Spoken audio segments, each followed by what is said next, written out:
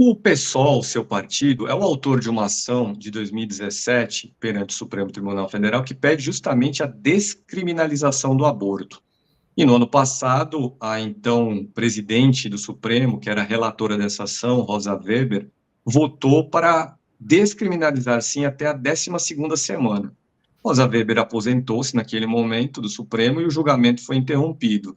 O senhor tem a expectativa, eu não vou nem perguntar se o senhor gostaria que o Supremo aprovasse isso, mas o senhor tem a expectativa concreta de que o Supremo vai retomar esse julgamento, vai concluí-lo e vai concluí-lo de forma favoravelmente ao que pede o PSOL? Eu espero que sim, André. Eu acho que... Mas a minha maior expectativa é de que esse processo possa permitir um debate mais saudável sobre o tema, né? Porque, na verdade, e aí esse é o elemento, ou seja no Congresso, em que essa maioria conservadora e essa obsessão para transformar todo o tema num dividendo político para as eleições mais próximas, né? Seja atacando o diferente, ou seja, utilizando e manipulando a fé a seu favor, que eu acho que é o que acontece, por isso o Congresso Nacional deixa de ser um terreno mais correto, onde esse debate deveria ser feito. A gente, né, recorre ao Supremo, porque é um preceito fundamental, porque a forma como isso tem sido tratado no Brasil tem negado, né, o direito à vida a muitas mulheres e muitas famílias, né, Brasil afora, né, e, portanto, é ali que a gente acaba conseguindo ter minimamente o debate mais saudável, mais razoável a ser feito sobre esse tema.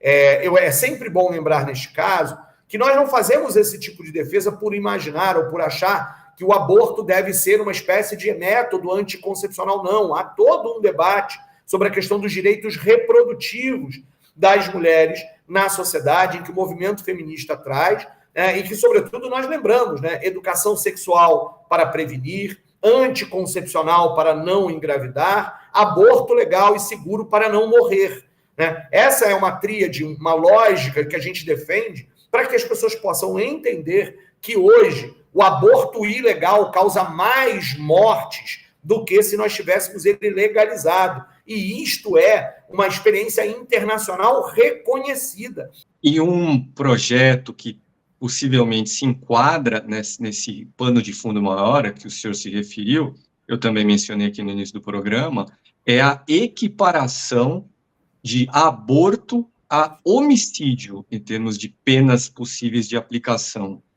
O que dizer diante disso? Isso é um absurdo completo, não?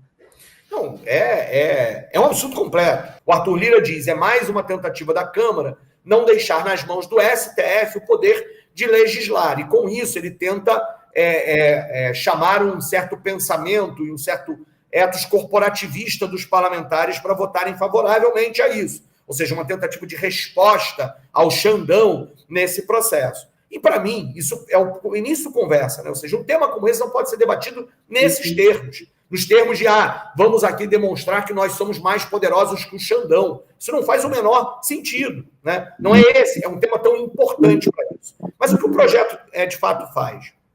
Ele equipara para a mulher que tenha realizado o aborto de forma ilegal ou legal, e aqui eu vou, já eu explico essa questão, e ao médico que tenha feito o aborto, feito o procedimento, se caso ele tivesse sido feito acima de 22 semanas do feto, com viabilidade fetal, essa é uma expressão que está lá, esse crime, portanto, seria equiparado a homicídio, né? Portanto, o que isso significa na prática?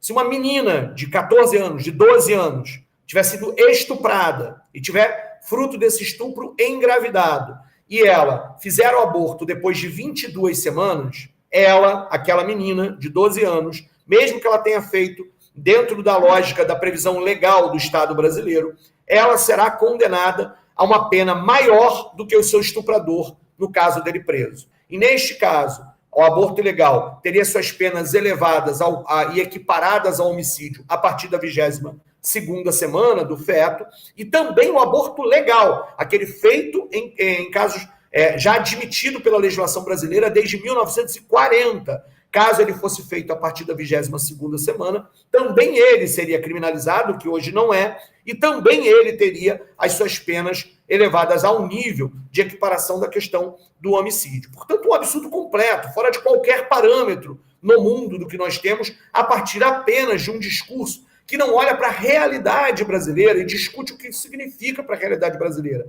De que dos inúmeros casos, né, milhares de casos de estupros que geram e que, portanto, tem uma situação da gravidez, e que, portanto, nestes casos, o aborto seria admitido por lei, uma ínfima parte dessas mulheres tem, de fato, acesso ao aborto legal. E todo o processo, inclusive, é tão burocrático, moroso, dificultado, exatamente, sobretudo, para as mulheres pobres, para as adolescentes, jovens e crianças, né, que estão nessa situação pobres, e que exatamente essa demora muitas vezes faz com que o aborto só consiga ser feito com o feto já em idade mais avançada, porque a própria justiça e o próprio atendimento à saúde é negado a essas crianças, a essas mulheres jovens e a essas mulheres pobres. E agora, por causa exatamente disso, ainda assim ela seria criminalizada no mesmos termos de homicídio. Ou seja, é de uma crueldade absurda.